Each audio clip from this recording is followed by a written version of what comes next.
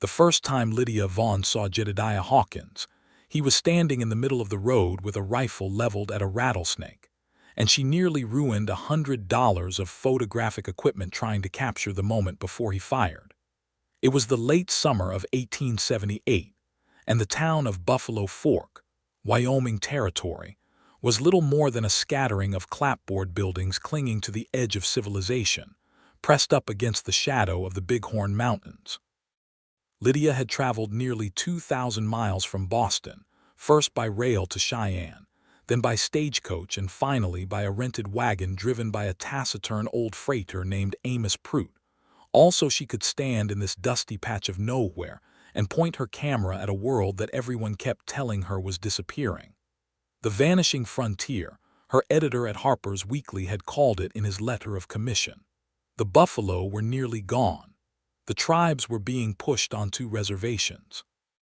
The railroads were creeping westward like iron veins, and soon, the men said, there would be nothing left of the wild country but memory.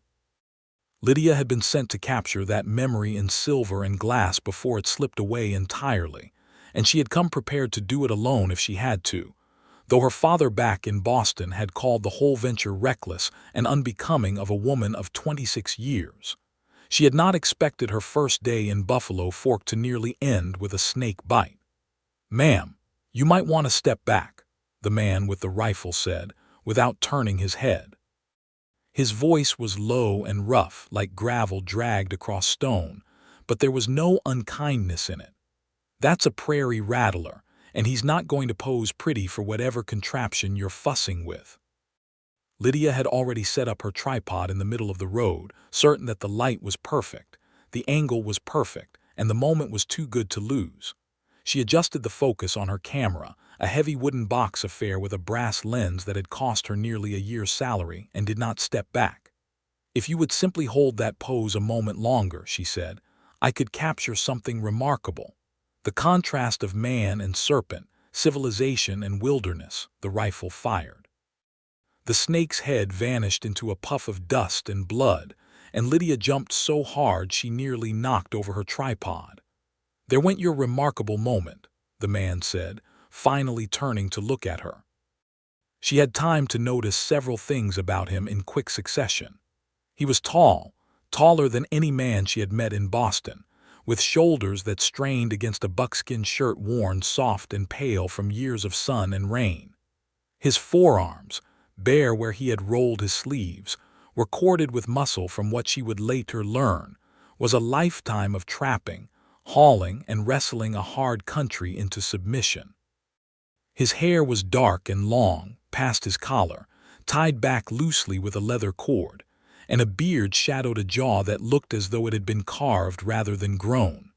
His eyes, when they met hers, were a startling pale gray, like the color of the sky just before a storm broke. "You could have warned me," Lydia said, recovering herself and reaching to steady her tripod. "I did warn you." He slung the rifle over his shoulder with practiced ease. "You just did not care to listen." "I am a photographer for Harper's Weekly," she said, as though that explained everything. "Lydia Vaughn, I have come to document the frontier before it disappears." Something shifted in his expression, something between amusement and disbelief. "The frontier is not going anywhere fast enough to worry about, ma'am. It will still be here trying to kill you long after your magazine forgets your name." "That is precisely the kind of colorful sentiment I hoped to find," Lydia said, and before he could protest, she had swung her camera around and captured him standing there with the dead snake at his feet and the mountains rising behind him, his rifle still smoking faintly in the afternoon light. He scowled at her. "I did not agree to have my likeness taken." "You did not disagree quickly enough," she said, and could not help the small smile that tugged at her mouth. That was how she met Jedediah Hawkins, and though neither of them knew it then, it was the beginning of everything that would change the shape of both their lives. Jedediah Hawkins had lived in these mountains for the better part of 15 years, since he had come west as a boy of 18, following the last great push of trappers chasing beaver pelts through the Wind River country. The beaver trade had died out long before Lydia was born, but Jedediah had stayed, working as a guide for surveyors, hunters, and the occasional foolish gentleman from the East who wanted to see a grizzly bear up close, and generally regretted the wish once granted. He knew these mountains the way other men knew the streets of their hometowns, every ridge and hollow, every place where the elk gathered in autumn, and every stretch of river where a man could still pan a little color if he was patient. He had not expected, on an ordinary Tuesday in August, to be hired as an escort for an Eastern woman with a camera and an alarming lack of self-preservation. But that was precisely what happened, because the innkeeper at Buffalo Fork's single boarding house, a heavy-set woman named Mrs. Pruitt, who was married to the freighter who had brought Lydia into town, insisted that no respectable woman should be wandering these mountains alone, photographic equipment or no, and that Jedediah Hawkins was the only man fool enough and skilled enough to keep her from getting eaten by a bear or falling off a cliff trying to get a better angle on the sunset. "I do not need a nursemaid," Lydia said, when Mrs. Pruitt introduced the arrangement to her that evening over a supper of beans and salt pork. "You need someone who knows where the water is, where the Indians are, and where the mountain lions like to sleep during the day," Mrs. Pruitt said. "Mr. Hawkins knows all three. You will pay him a fair wage, and he will keep you alive long enough to take your pictures." Jedediah, sitting across the table with his hat in his hands, looked as thrilled about the arrangement as a man facing his own hanging. "I have traps to run," he said. "I do not have time to play chaperone to a woman who thinks a rattlesnake is a photograph opportunity." "You will make time," Mrs. Pruitt said, in the tone of a woman who had long ago stopped asking men what they wanted and simply told them what would happen. "Or I will tell your mother, God rest her, that you let a young woman wander into the mountains alone and something terrible befell her." Jedediah's jaw tightened. Whatever memory Mrs. Pruitt had invoked, it worked, because he set his hat back on his head and said, with the air of a man surrendering to an inevitable and unwelcome fate, "Fine. But she does as I say when I say it, or I will leave her to whatever she has coming." "That seems eminently reasonable," Lydia said, though privately she thought she had never met a man so thoroughly convinced of his own indispensability. She would learn in the weeks that followed that his confidence was entirely earned. They set out 3 days later, Lydia's equipment loaded onto a sturdy mule named Biscuit that Jedediah had procured from a rancher on the edge of town, along with 2 horses, a week's worth of provisions, and a wagon that would carry them as far as the wagon roads went before they would have to continue on horseback into the higher country. Lydia had insisted on bringing nearly 200 pounds of photographic equipment, including glass plates, chemicals for developing, a portable darkroom tent, and enough silver nitrate to make Jedediah nervous about an open flame anywhere near the wagon. "This is more trouble than the survey parties I have guided," he said, watching her supervise the loading of yet another crate, and they were carrying scientific instruments worth a small fortune. "Photography is a science," Lydia said, "and an art. You cannot simply point a box at something and expect it to reveal truth. It requires patience, precision, and an understanding of light that most people never trouble themselves to learn." "I understand light well enough," Jedediah said. "I have spent half my life reading it, knowing when the sun will drop behind that ridge, how long before the shadows swallow a valley, when a storm is going to roll in and steal the whole afternoon from you. Light is not some mystery you invented in your studio back east, Miss Vaughn. It is the difference between living and dying out here." Lydia looked at him for a long moment, surprised by the sudden intensity in his voice. "Then perhaps we understand each other better than I thought." He did not answer, but something in his gray eyes softened just slightly before he turned back to check the ropes on the wagon. The days that followed fell into a rhythm that Lydia had not expected to find so quickly comfortable. They rose before dawn, when Jedediah said the light was best for photographing the mountains, their peaks catching the first gold of morning while the valleys still lay in blue shadow. He knew, with an uncanny precision, exactly where to position her so that the composition would satisfy even her most exacting eye, though he never called it composition. He simply said things like, "Stand there. In 20 minutes, the sun will come over that saddle and light up the whole face of the mountain like it is on fire." And he was right, every time. She photographed elk grazing in high meadows, their breath visible in the cool morning air. She photographed the ruins of an old trapper's cabin, half collapsed under decades of snow, that Jedediah told her had belonged to a man named Old Tobias, who had died alone one winter and was not found until spring. She photographed a band of Crow warriors who came through their camp one evening, trading dried meat for coffee and sugar, and Jedediah spoke with them in a mixture of English, Crow, and hand signs that Lydia found utterly fascinating, though she was careful, at his insistence, not to raise her camera without first asking permission. "They are not curiosities for your magazine," he told her sharply, the one time she had tried to photograph a Crow woman without asking. "They are people who are watching their whole way of life get stolen out from under them, treaty by broken treaty. You do not get to take their image without their consent, same as you would not want some stranger stealing your likeness without asking." Lydia had flushed with shame, more at the truth of his words than the reprimand itself. "You are right," she said. "I did not think of it that way." "Most people do not," Jedediah said, though his tone had gentled. "It is not entirely your fault. The whole country has decided these people are disappearing, so somehow that gives everyone permission to treat them like ghosts already, taking what they want without asking, same as always." That night, sitting by the fire with a tin cup of coffee warming her hands, Lydia asked him, "Do you think it is truly vanishing? The frontier, I mean, all of this?" Jedediah was quiet for a long moment, staring into the flames. "I think the frontier the newspapers write about never existed the way they imagine it," he said finally. "It was never empty, waiting for civilized men to come tame it. It was full of people and animals and a kind of hard, honest life that did not care whether you were prepared for it or not. What is vanishing is not some empty wilderness. It is a way of living that could not survive the railroads and the fences and the men who think land is only worth something if you can put a price on it." "And you," Lydia said quietly, "will you vanish with it?"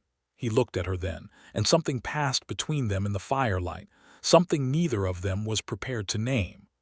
"I suppose I will find out," he said, "same as everyone else." The nights grew cooler as they moved higher into the mountains, and Lydia found herself grateful for Jedediah's practical wisdom about everything from which berries were safe to eat to how to keep her precious glass photographic plates from shattering in the jolting wagon. He built her fires that burned hot and steady for her chemical work, dug her a proper pit for disposing of the used silver nitrate solution so it would not poison the ground or the water, and once, without being asked, rigged a canvas awning over her portable darkroom tent when a sudden rain threatened to ruin an entire day's worth of exposed plates. "You did not have to do that," she said, watching him secure the last rope. "I did not want to listen to you complain for the next 3 days about ruined photographs," he said, though the corner of his mouth twitched in a way that told her he was not entirely serious. "I do not complain," Lydia said, affronted. "You complained for 2 hours yesterday about the mule stepping on your case of glass plates. That was a legitimate grievance. Biscuit could have destroyed 6 weeks of work. Biscuit," Jedediah said solemnly, "sends his regrets." Lydia laughed before she could stop herself. A real laugh, unguarded and bright, and Jedediah looked at her with an expression she could not quite read, something like surprise mixed with a kind of quiet hunger that made her stomach tighten in a way she did not have words for yet. It was 3 weeks into their journey, deep in the high country near the base of Cloud Peak, that everything nearly went wrong in a way that changed how they saw each other forever. They had climbed to a ridge that overlooked a valley Jedediah said few white men had ever seen, a hidden bowl of meadow and pine forest fed by a waterfall that came down off the mountain in a silver ribbon 300 feet high.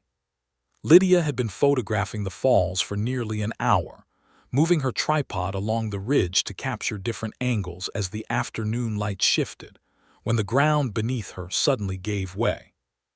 She had not noticed how close she had drifted to the edge, focused entirely on the composition through her lens, and the loose shale crumbled beneath her boot with no warning at all. She felt herself falling, a scream tearing from her throat, her camera equipment scattering as she grabbed uselessly at empty air. Jedediah moved faster than she would have believed a man his size could move. He was beside her in an instant, closing his powerful hand around her wrist just as she went over the edge, the sudden jolt of her weight nearly pulling him down with her. His boots skidded in the loose rock, and for one terrifying moment they both hung suspended between the safety of the ridge and the long fall to the rocks below, his muscles straining visibly beneath his shirt as he fought for purchase. "Do not look down," he said through gritted teeth. "Look at me, only at me." Lydia forced her eyes up to his face, her heart hammering so hard she could feel it in her throat. His gray eyes were fierce with concentration, his jaw clenched, every muscle in his arm standing out as he slowly, agonizingly, dragged her back up over the edge and pulled her against his chest, both of them collapsing onto solid ground. For a long moment neither of them moved. Lydia was aware of the solid wall of his chest beneath her cheek, the frantic beating of his heart that matched her own, the strong arms that had wrapped around her and now would not seem to let her go. "You could have died," he said, his voice rough with something that was not quite anger but close to it. "Do you understand that? One more inch and I would not have reached you in time." "I know," Lydia whispered, and to her own surprise she found herself trembling, not from the fall itself but from the aftermath of it, the sheer nearness of death and the sheer nearness of him. "You cannot keep chasing your photographs without paying attention to where your feet are," Jedediah said, pulling back just far enough to look at her, his hands still gripping her shoulders as though he could not quite convince himself she was safe. "I cannot lose," he stopped abruptly, as though he had caught himself saying something he had not meant to say. "You cannot lose what?" Lydia asked softly. His gray eyes searched her face for a long moment, and something in them seemed to war with itself before he finally said quietly, "I cannot lose someone else out here, not again." There was a story in those words she could tell, a weight of old grief that he was not ready to share. She did not push him. Instead, she reached up and covered one of his hands with her own where it still rested on her shoulder. "Thank you," she said simply, "for catching me." "I will always catch you," he said, and though his voice was rough and low, there was something in the words that felt like a promise neither of them was quite ready to examine in the daylight.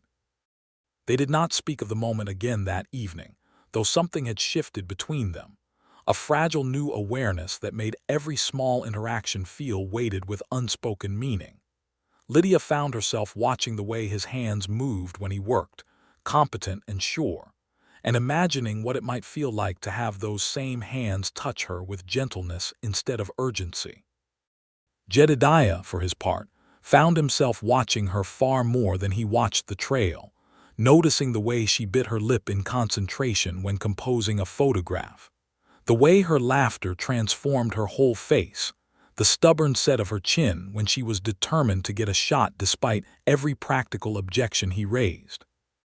It was 2 nights later, when they had made camp beside a clear mountain stream, that Jedediah finally told her about his past, prompted by nothing more than the quiet intimacy of the firelight and her gentle question about the wife he had never mentioned but whose absence she had somehow sensed in the careful way he sometimes guarded his heart. "Her name was Sarah," he said, staring into the flames. "We married when I was 22, out here in the territory, back when there were fewer towns and fewer laws and a man made his own way or he did not survive at all. She came out from Ohio with her family, and I met her at a trading post near Fort Laramie. She had a laugh that could make the whole camp feel warmer, even in the dead of winter." "What happened to her?" Lydia asked gently. "Cholera," Jedediah said. "Took her in the space of 2 days. Out here, where there was no doctor within 100 miles, who could have saved her even if we had reached one in time.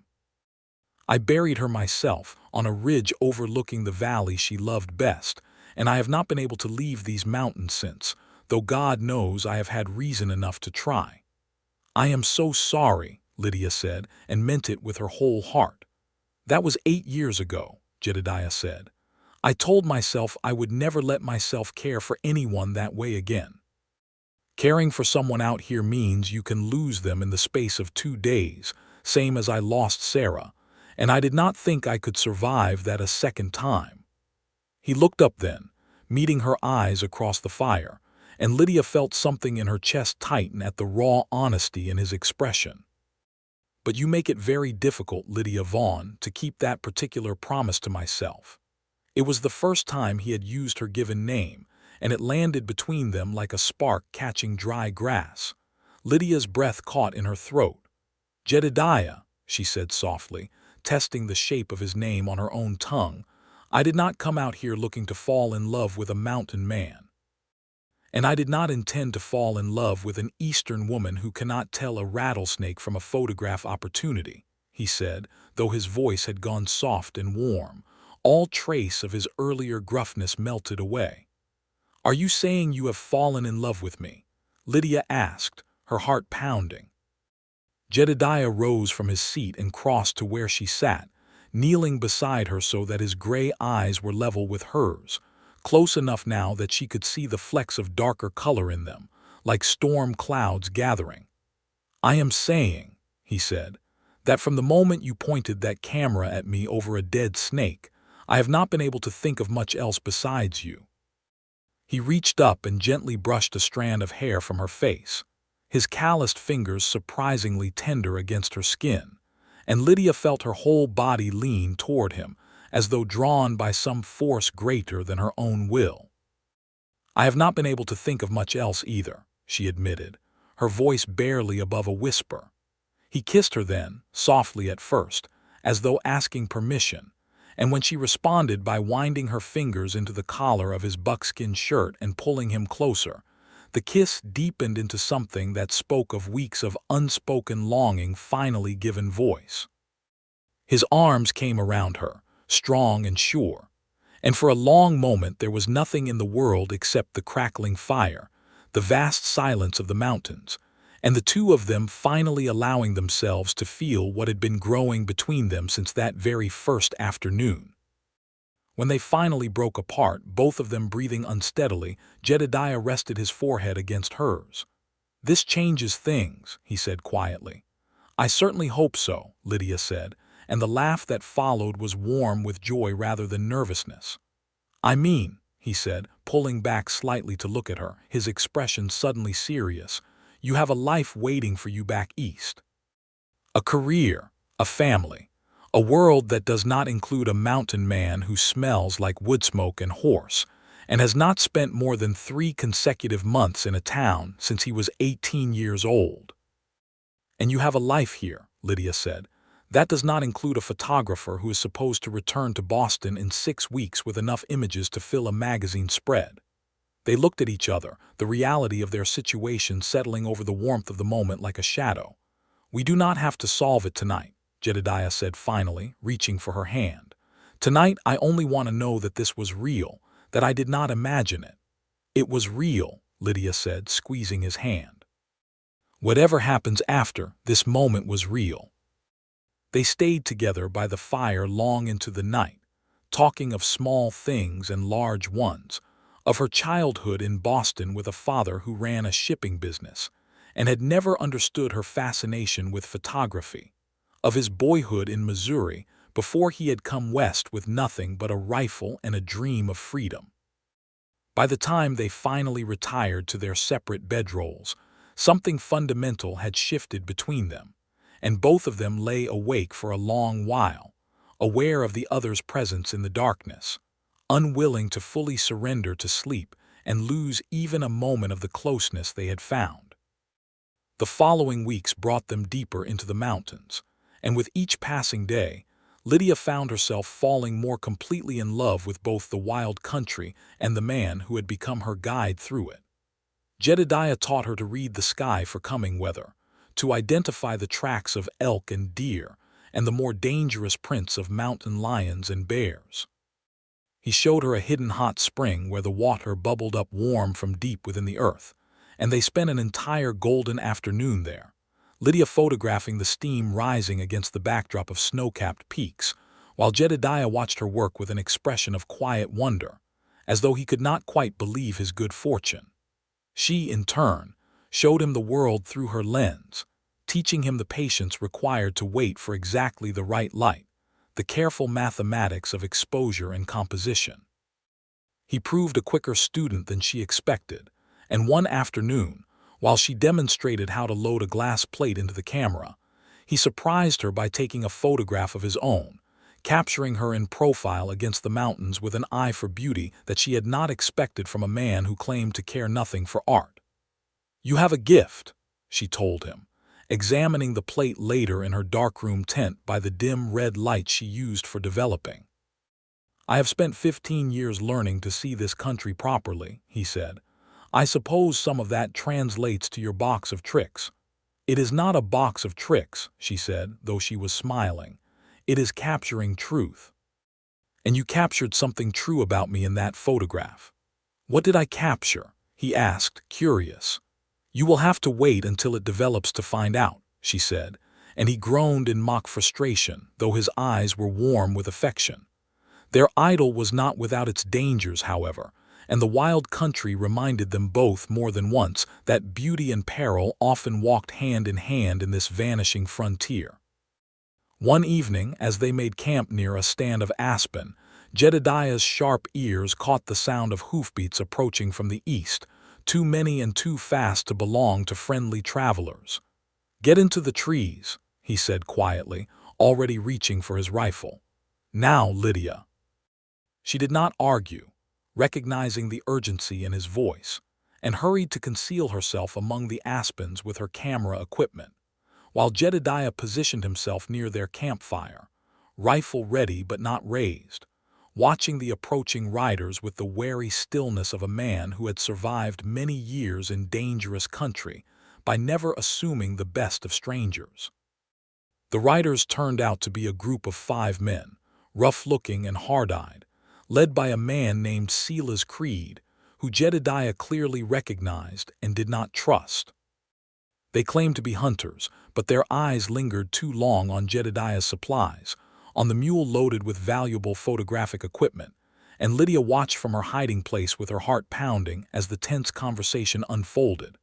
"That is a fine setup you have got there, Hawkins," Creed said, his gaze sweeping over the camp. "Traveling alone these days?" "Traveling with a photographer from Harper's Weekly," Jedediah said evenly. "She is documenting the territory for an Eastern publication. Should be quite a stir when it is published, all the fine detail about who she has met along the way." It was a warning, subtle but clear, and Lydia understood that Jedediah was letting these men know that their actions here would not go unnoticed. That word of any trouble would travel back east where it might draw unwanted attention. Creed's eyes narrowed, weighing the threat, and after a long moment he gave a curt nod. "We will be on our way then," he said. "No trouble intended, Hawkins." "See that there is not any," Jedediah replied, and did not lower his rifle until the riders had disappeared over the ridge and their hoofbeats had faded into silence. Only then did Lydia emerge from the trees, her hands still shaking slightly from the tension of the encounter. Jedediah crossed to her immediately, pulling her into his arms. "Are you all right?" he asked, his voice rough with concern. "I am fine," she said, though she pressed herself gratefully against his solid chest. "Who were they?" "Silas Creed and his gang," Jedediah said grimly. "They have been running cattle they did not raise and taking supplies that did not belong to them from smaller camps and homesteads for the better part of 2 years. The law out here is thin enough that men like Creed can operate with little fear of consequence. And you thought mentioning my magazine would deter them. Men like Creed care about one thing above all else, and that is staying free to keep doing what they do. The last thing they want is attention from Eastern newspapers asking questions about missing supplies or worse. It was a gamble, but it worked." "You protected me," Lydia said softly, looking up at him. I will always protect you, Jedediah said, echoing his earlier promise, and this time there was no hesitation in his voice at all. That is not going to change, Lydia, whatever happens between us. The encounter with Creed's gang served as a sobering reminder of the genuine dangers of frontier life, but it did not diminish the growing bond between Lydia and Jedediah. If anything, it deepened it, as she came to understand more fully the constant vigilance and quiet courage that defined his daily existence, and he came to appreciate more fully her resilience and grace under pressure, qualities he had not expected to find in a woman raised in the comfortable parlors of Boston society. As September gave way to October, the days growing shorter and the nights carrying the first true bite of the coming winter, Lydia knew that her time in the mountains was drawing to a close. Her editor expected her return to Boston before the passes closed with snow, and she had gathered enough remarkable photographs to fill several issues of the magazine. Images of vanishing buffalo herds, of Crow encampments and warriors on horseback, of the vast empty grandeur of mountains that had stood unchanged for millennia, even as the world around them transformed at a dizzying pace. But the thought of leaving Jedediah behind had become a physical ache in her chest, one that grew more insistent with each passing day. I have to return to Boston, she told him one evening, as they sat together watching the sunset paint the peaks in shades of rose and gold. My commission is nearly complete and the passes will close soon. I know, Jedediah said quietly, though she could hear the pain beneath his calm words. I do not want to leave you, Lydia said, turning to face him fully. These past 2 months have changed everything I thought I knew about what I wanted from my life. I came out here to photograph a vanishing world, and instead I found something I never expected to find at all. What did you find? Jedediah asked, though his gray eyes told her he already suspected the answer. I found you, Lydia said simply. I found a love I did not know I was capable of feeling, for a man who has taught me more about truth and beauty than any darkroom or lens ever could. Jedediah reached for her hands, holding them gently between his own larger, calloused palms. Lydia, I cannot ask you to give up your career, your family, everything you have built for yourself in Boston, to stay in these mountains with a man who has nothing to offer you but a cabin, hard winters, and a life that most Eastern folks would consider primitive at best. And I cannot ask you to leave the only home you have known for 15 years, the mountains where Sarah is buried, the life you have built here, to follow me back to a city that would suffocate you within a month. They sat in silence for a long moment, the weight of the impossible choice settling over them both. There has to be a way, Lydia finally said, her voice thick with unshed tears. I refuse to believe that love as real as what we have found could simply be extinguished by geography. I do not want to lose you, Jedediah said, his voice rough with emotion he rarely allowed himself to show. But I also will not ask you to sacrifice your entire future for me. You deserve more than that, Lydia. You deserve a man who can offer you the world you were meant to have. You are the world I was meant to have, Lydia said fiercely.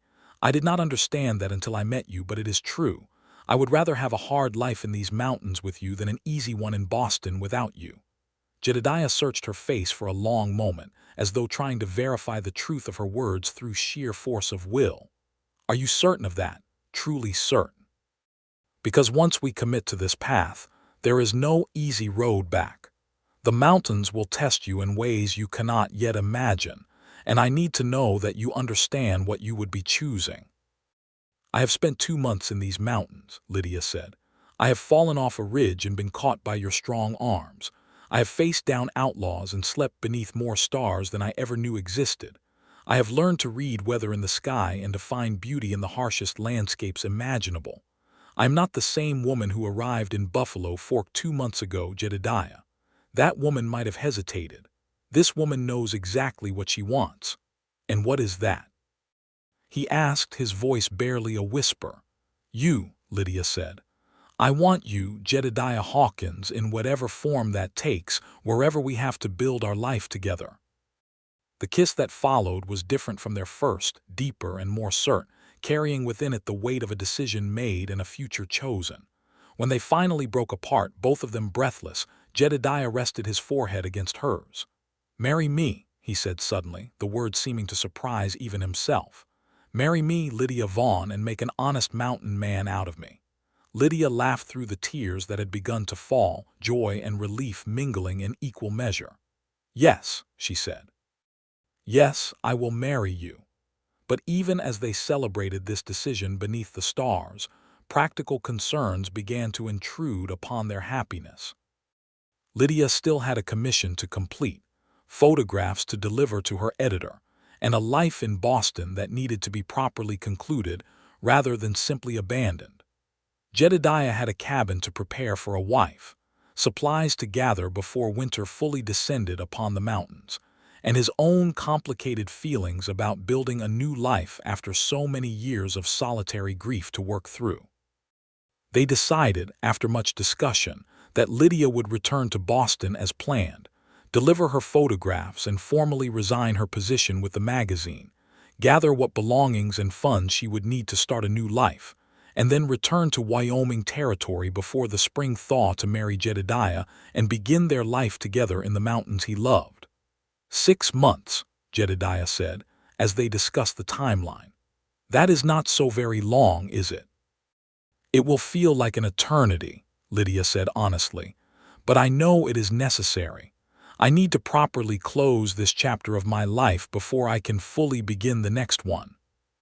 The journey back down from the high country was bittersweet, each mile carrying them closer to the moment of their separation, even as it carried them toward the fulfillment of their shared future.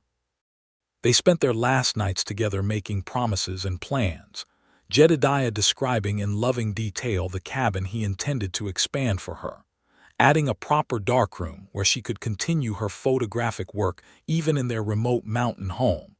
Lydia describing the letters she intended to write from Boston, though both of them knew that mail delivery to such a remote outpost would be sporadic at best. When they finally reached Buffalo Fork, where Lydia would catch the stagecoach that would begin her long journey back east, the parting was almost unbearable in its intensity. They stood together outside the boarding house, Mrs. Prout watching with knowing sympathy from the doorway, as Jedediah pressed a small object into Lydia's palm. It was a piece of raw silver, rough and unpolished, that he had found years ago in a mountain stream. "It is not much," he said, "but I want you to have something of these mountains to carry with you, something to remind you of what is waiting for you here."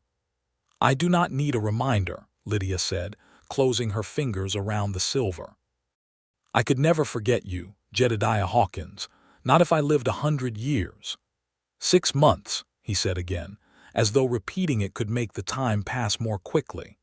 6 months, she confirmed, and then the tears she had been holding back finally spilled over as she embraced him one final time before boarding the stagecoach that would carry her away from the mountains and the man who had captured her heart so completely.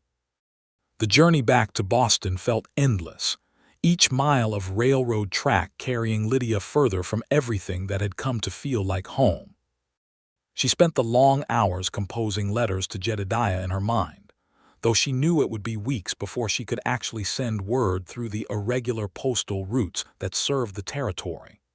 She reviewed her photographs obsessively, seeing in each image not just the vanishing frontier her editor had commissioned her to document, but the specific moments and memories she had shared with the man who had guided her through that wilderness.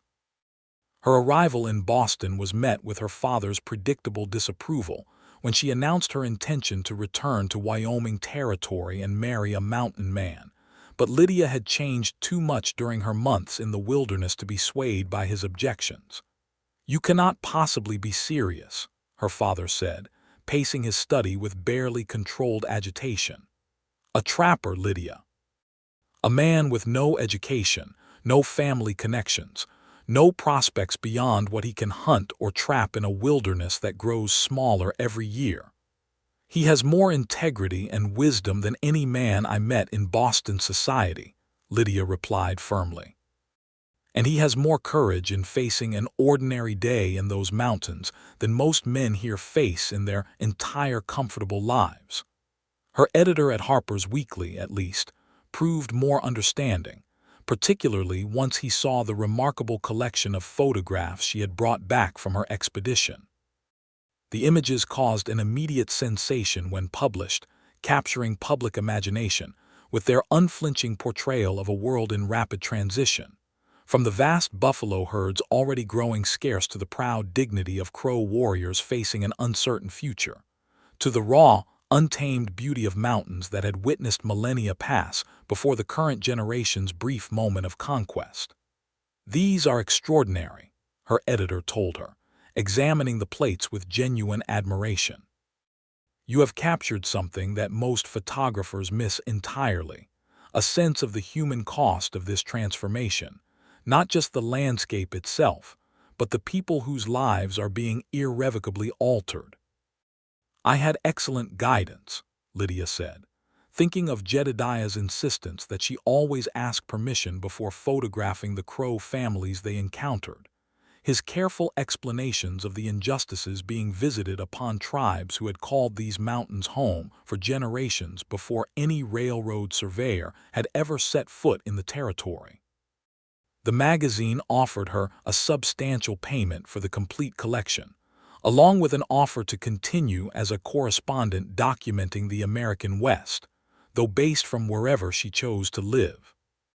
This unexpected flexibility solved one of the practical concerns that had weighed on Lydia's mind, allowing her to continue her photographic career even from the remote reaches of Wyoming Territory, submitting her work through whatever postal connections proved available. The 6 months apart from Jedediah passed with agonizing slowness, marked by infrequent letters that took weeks to arrive in either direction, each one treasured and reread until the paper grew soft from handling. Jedediah's letters, written in a careful, deliberate hand that spoke of a man more comfortable with a rifle than a pen, described the progress on their cabin, the harsh beauty of a mountain winter, and always, the depth of his continued devotion to her. "The cabin is nearly ready," one letter read, dated deep in the heart of winter. "I have built you the darkroom you asked for, with a proper window that can be covered for your work, and a stove that will keep the chemicals from freezing even in the coldest months. I think of you every day, Lydia, and count the weeks until spring brings you back to me. The mountains feel emptier without you, though I did not think that possible after so many years of solitude." Lydia's own letters spoke of her preparations to leave Boston permanently, the slow process of converting her modest savings into supplies and equipment she would need for her new life, the careful negotiations with her father, who, despite his continued disapproval, could not entirely bring himself to abandon his only daughter to what he still considered a reckless and dangerous fate. By the time March arrived and the first signs of spring began to show in Boston's still cold streets, Lydia had completed all necessary preparations for her departure. She had said her difficult goodbyes to her father, who had finally, grudgingly, given his blessing along with a substantial dowry that Lydia suspected was as much guilt as generosity. She had finalized her arrangement with Harper's Weekly to continue submitting photographic essays from the territory, and she had packed her remaining possessions, including a new and improved camera with additional lenses that would allow her to continue documenting the world she was about to make her permanent home. The journey back to Wyoming Territory felt entirely different from her first tentative expedition 6 months earlier. Where she had once traveled with the nervous excitement of an outsider venturing into unknown territory, she now traveled with the settled certainty of a woman returning home, each mile of railroad and stagecoach carrying her closer to the man and the life she had chosen with her whole heart. Jedediah met her at the same stagecoach stop in Buffalo Fork where they had parted 6 months before, and the sight of him standing there, taller and more solid than she remembered, his dark hair longer still and his gray eyes bright with barely contained joy, nearly overwhelmed her with emotion.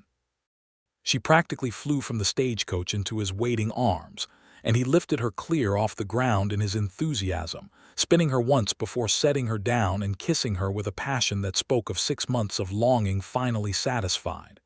"You came back," he said when they finally broke apart, his voice rough with emotion. "I told you I would," Lydia said, laughing through happy tears. "Did you doubt me?" "Every single day," he admitted. "Not because I doubted your love, but because I could not quite believe that a woman as remarkable as you would truly choose this life, choose me, over everything Boston could offer." "You are everything I could ever want," Lydia said firmly. "Boston never offered me anything close to what I found in these mountains." They were married 2 weeks later, in a simple ceremony performed by a circuit-riding minister who happened to be passing through Buffalo Fork on his regular route through the territory. Mrs. Prout insisted on hosting the small celebration at the boarding house, and half the town turned out to witness the union of the mountain man and the photographer who had captured both his image and his heart. Lydia wore a simple dress of blue cotton, far removed from the elaborate silk gowns of Boston society weddings, but she had never felt more beautiful than she did standing beside Jedediah as they exchanged their vows beneath the open sky, the mountains rising in the distance as silent witnesses to their commitment. "I, Jedediah Hawkins, take you, Lydia Vaughn, to be my wife," he said, his voice steady despite the obvious emotion in his gray eyes, "to love and protect for as long as we both shall live, in these mountains that have become sacred to me twice over now, once for the peace they gave me in solitude, and now for the joy they will give me in sharing my life with you. I, Lydia Vaughn, take you, Jedediah Hawkins, to be my husband," Lydia responded, her voice equally steady though tears of happiness streamed freely down her face, "to love and cherish, to document the beauty of this world we will build together, and to never take for granted the light you have brought into my life in every sense of that word." The small crowd of witnesses, mostly rough frontier folk unaccustomed to such romantic sentiment, nonetheless found themselves moved to applause and more than a few tears of their own as the couple sealed their vows with a kiss. The cabin Jedediah had built for them sat in a sheltered valley about a day's ride from Buffalo Fork, close enough to town for necessary supplies, but remote enough to offer the solitude and connection to wilderness that defined Jedediah's chosen life. True to his letters, he had built her a proper darkroom, complete with a window that could be shuttered against light when necessary, and shelving for her chemicals and equipment. The main cabin itself was simple but sturdy, built of solid logs that would stand firm against the harsh mountain winters, with a large stone fireplace that dominated the main room and a loft above where they would eventually place a proper bed frame, though for their first months of marriage they made do with a simple mattress on the main floor, close to the warmth of the fire. Their first winter together as husband and wife proved everything that Jedediah had warned her it would be: brutal in its cold, isolating in its snow that sometimes fell so heavily they could not leave the cabin for days at a time. But Lydia found unexpected joy even in these challenges, learning from Jedediah how to properly bank a fire to last through the longest nights, how to preserve meat and vegetables for the lean months, how to find beauty even in the stark white landscape that surrounded their cabin, photographing frost patterns on the windows and the particular quality of light that filtered through falling snow. "I never imagined winter could feel like this," she told Jedediah one evening, as they sat together before the fire, her head resting against his broad chest while he absently stroked her hair. "In Boston, winter meant slush and gray skies and the constant complaint of everyone around me. Here it feels almost sacred, like the whole world has been given permission to rest." "That is exactly how I have always felt about it," Jedediah said, pressing a kiss to the top of her head. "Though I confess it feels different this year, having you here to share it with. I did not realize how much of the beauty I was missing, experiencing it alone all those years. Spring brought its own transformations, the snow melting to reveal the first green shoots of new growth, the mountain streams swelling with runoff, and the return of countless birds that had wintered elsewhere. Lydia's photographic work continued to find eager audiences back east, her essays on frontier life earning particular praise for their intimate, respectful portrayal of both the landscape and the people who called it home. She made a point of continuing to build relationships with the Crow families in the region, learning enough of their language to communicate basic pleasantries, and using her platform with Harper's Weekly to draw attention to the injustices they faced as government policies continued to restrict their traditional way of life. It was in early summer, nearly a year after their marriage, that Lydia realized she was pregnant. She told Jedediah on a morning much like their first meeting, standing outside their cabin as the sun rose over the mountains, though this time there was no rattlesnake to interrupt the moment, only the quiet joy of shared anticipation. "I am going to be a father," Jedediah said, his voice filled with wonder as he processed the news, his large hand coming to rest gently over her still flat abdomen. "After all these years after Sarah, I did not think I would ever have this chance again." "You are going to be a wonderful father," Lydia said, covering his hand with her own. "I have seen how gentle you are, how patient.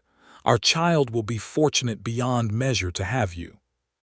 Their son, whom they named Samuel after Jedediah's own father, was born the following spring, delivered with the assistance of Mrs. Prout, who had attended enough frontier births over the years to serve as incapable midwife, when the nearest proper doctor was still a full day's ride away. The birth was long and difficult, and there were hours when Jedediah paced outside their cabin in an agony of worry that rivaled anything he had felt facing down outlaws or wild animals in his years as a mountain guide. But ultimately mother and child both emerged healthy and strong, and the sight of Lydia holding their newborn son, her face radiant with exhausted joy, remained one of the most precious images Jedediah would carry with him for the rest of his life. Though it was never captured on any photographic plate, existing instead only in the sacred privacy of his memory. "He has your eyes," Lydia said, examining their son's face as he nursed contentedly. "And your stubbornness, if that first hour of crying was any indication," Jedediah said, though his tone was warm with obvious pride and love. Life in the mountains continued its seasonal rhythm over the following years, each bringing new challenges and new joys. Jedediah continued his work as a guide, though he took fewer commissions now, unwilling to spend extended periods away from his growing family. Lydia continued her photographic work, though she adapted her methods to accommodate motherhood, often bringing young Samuel along on shorter expeditions, teaching him from an early age to appreciate both the beauty of the landscape and the careful patience required to properly document it. 2 years after Samuel's birth, their daughter Eleanor arrived, named for Lydia's own mother who had passed away when Lydia was still young. Eleanor proved to have her mother's artistic eye from an early age, showing fascination with her mother's camera equipment long before she was old enough to properly understand its workings, while Samuel gravitated more toward his father's practical wilderness skills, eager to learn tracking and hunting as soon as he was old enough to hold a small rifle safely. The frontier that Lydia had originally come to document continued its inexorable transformation throughout these years. The railroad eventually extended its reach closer to Buffalo Fork, bringing increased settlement and the slow but steady erosion of the wild country that Jedediah had called home for so many years. The buffalo herds that had once seemed limitless dwindled further, and the Crow families they had come to know and respect were increasingly confined to reservation lands, their traditional way of life fundamentally altered by policies neither Jedediah nor Lydia had the power to prevent. Though they continued to use whatever influence Lydia's photographic essays provided to advocate for fairer treatment and to document, for posterity. The dignity and richness of a culture that history seemed determined to marginalize. Do you ever regret it?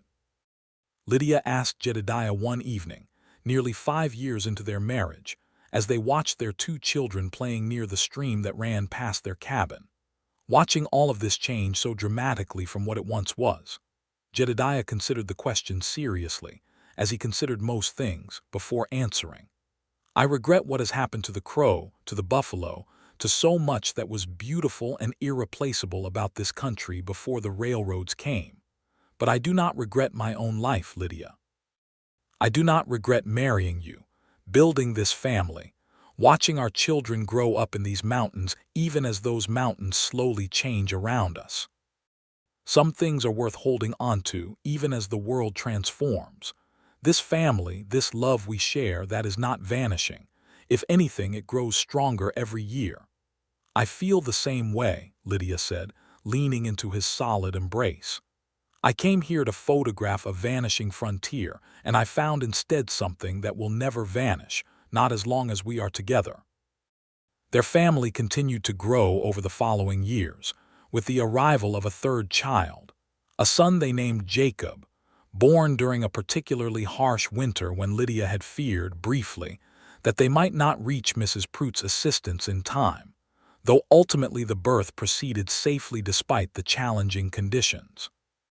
By the time Jacob was old enough to walk, Buffalo Fork had grown into a proper town, complete with a general store, a schoolhouse, and even a small church, markers of the very civilization whose approach had originally been the subject of Lydia's photographic commission. Jedediah, despite his early skepticism about the changes coming to his beloved wilderness, found himself gradually adapting to this new reality, taking on work as a guide for the increasing number of surveyors and settlers who required his expertise in navigating the mountains, while still maintaining the deep connection to wild country that had defined his identity for so many years. He served, in many ways, as a bridge between the old frontier and the new settlement, respected by longtime trappers and newcomers alike for his knowledge and integrity. Lydia's photographic archive grew substantially over these years, eventually encompassing not just the initial vanishing frontier she had been commissioned to document, but the entire transformation of the territory from wilderness to settled land, including the establishment of the very town that now stood where wilderness had once dominated. Her work earned increasing recognition back east, with several major newspapers and magazines seeking to publish her ongoing essays about life in the American West, and she eventually compiled a significant portion of her photographs into a book that would be published to considerable acclaim, providing not just historical documentation, but genuine artistic achievement that captured the complex emotional reality of a world in transition. It was during the preparation of this book, nearly 10 years after her first arrival in Buffalo Fork, that Lydia found herself reviewing that very first photograph she had taken of Jedediah, standing over the dead rattlesnake with his rifle still smoking in his hands. She showed it to him one evening, after their 3 children had been put to bed, and he studied the image with a fond, nostalgic smile. "I remember being thoroughly annoyed with you that day," he said, chuckling at the memory. "You were entirely unreasonable," Lydia agreed, laughing, insisting that I should have simply let you shoot the snake without documenting the moment for posterity. "I did not understand yet what you would come to mean to me," Jedediah said, his expression turning more serious as he looked up from the photograph to meet her eyes. "I did not understand that you were about to change everything about my life, and for the better, despite my initial resistance to the entire arrangement." "Mrs. Pruitt deserves credit for that," Lydia said. "If she had not insisted on hiring you as my guide, who knows how differently things might have turned out." "I owe that woman a debt I can never properly repay," Jedediah said solemnly, though his eyes were bright with humor. "Though I suspect she has claimed quite enough credit for our marriage over the years to satisfy any debt." Indeed, Mrs. Pruitt had never missed an opportunity, in the years since their marriage, to to remind anyone who would listen that she had personally engineered the match between the stubborn mountain man and the determined Eastern photographer, taking considerable pride in what she considered one of her finest achievements in a lifetime spent managing the affairs of Buffalo Forks residents. As their 10th wedding anniversary approached, Jedediah surprised Lydia by suggesting they return to that same hidden valley where he had first told her about Sarah, and where their relationship had first deepened into something more than professional guide and client. The children, now old enough to be left with Mrs. Prout for a few days, remained behind while Jedediah and Lydia made the journey back into the high country, following much the same route they had taken during that first fateful expedition a decade earlier. The valley remained as beautiful as Lydia remembered, the waterfall still cascading down the mountainside in its silver ribbon, the meadow still carpeted with wildflowers in the late summer warmth.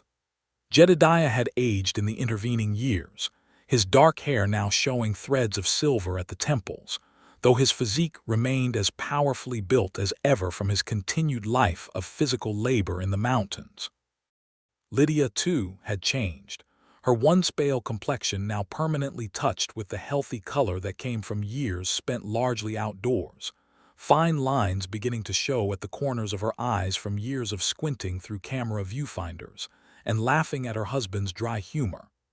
"I have something for you," Jedediah said, once they had made camp near the same spot where he had first kissed her 10 years before. He produced a small wooden box, carefully carved, that he had apparently been working on in secret for months. Inside, Lydia found a collection of small items that told the story of their decade together. A piece of the same raw silver he had given her before her return to Boston, now joined by several other pieces collected over the years, a pressed wildflower from this very meadow, a small carved figure of a mountain lion that Jedediah had whittled himself, representing the wild country that had brought them together.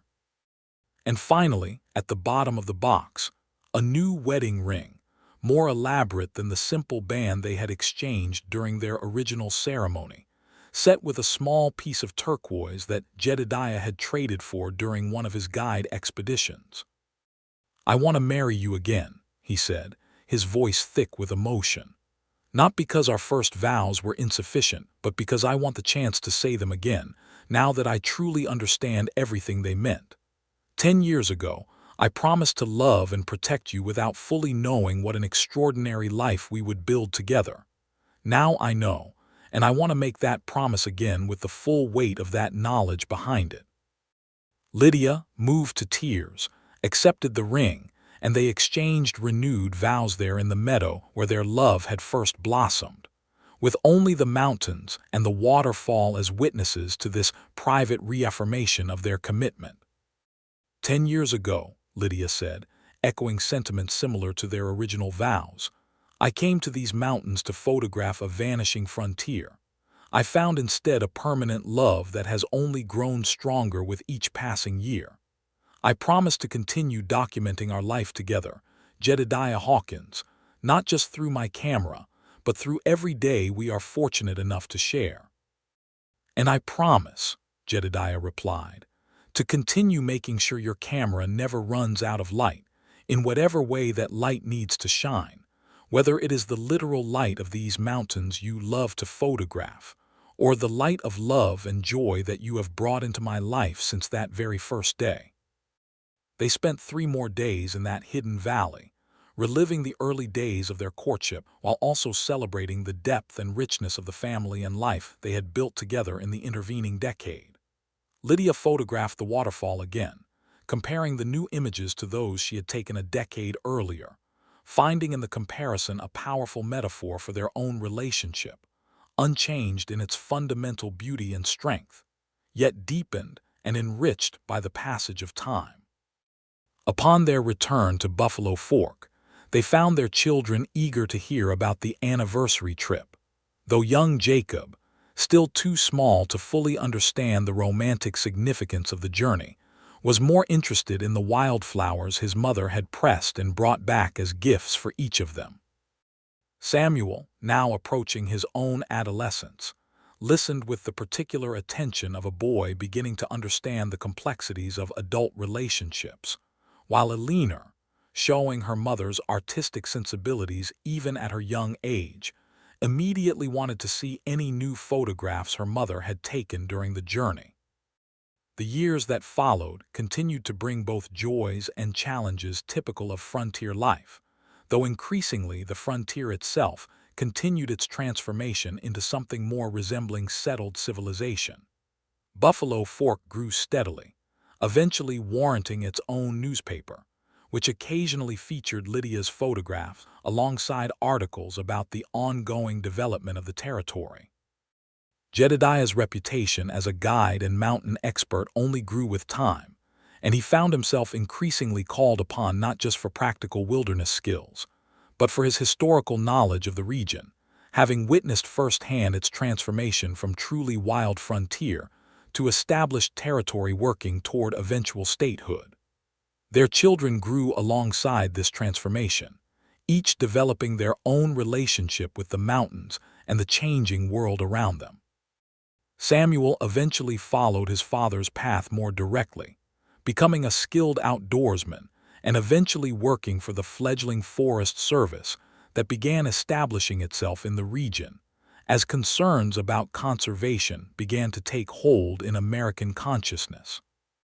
Eleanor pursued her artistic interests more directly, eventually taking up her mother's camera and continuing the family tradition of documenting the changing landscape, though by the time she reached adulthood, the frontier her mother had originally photographed had transformed into something else entirely, no longer wild but not yet fully modern, existing in its own transitional identity.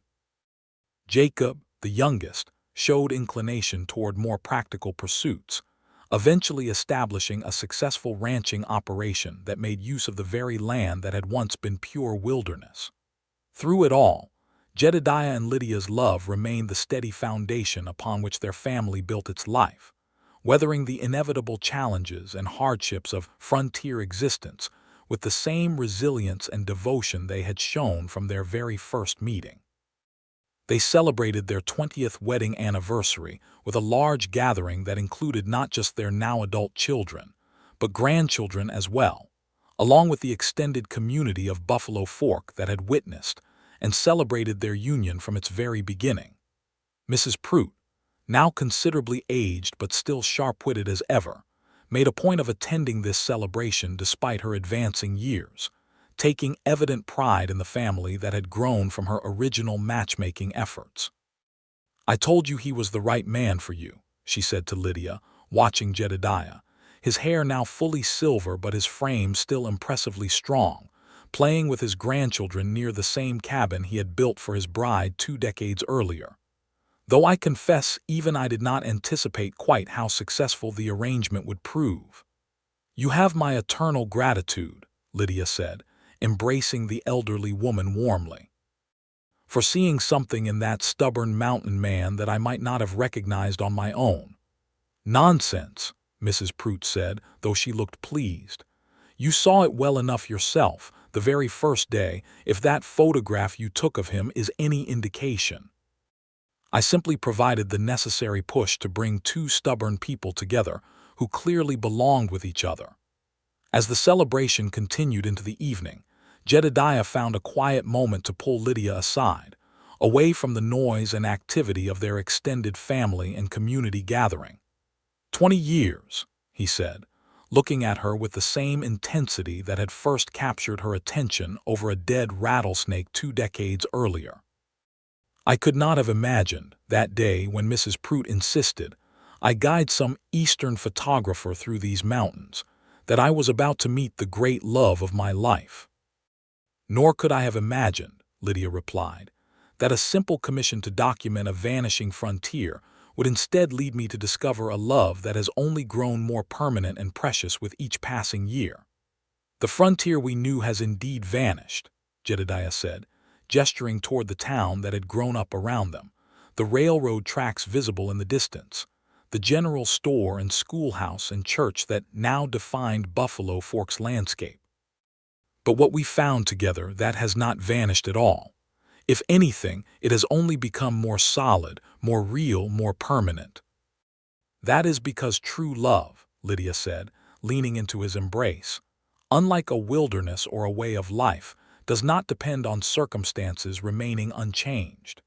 It grows and adapts and deepens, finding new expression in each new season of life, while remaining fundamentally, unshakably true to its original nature.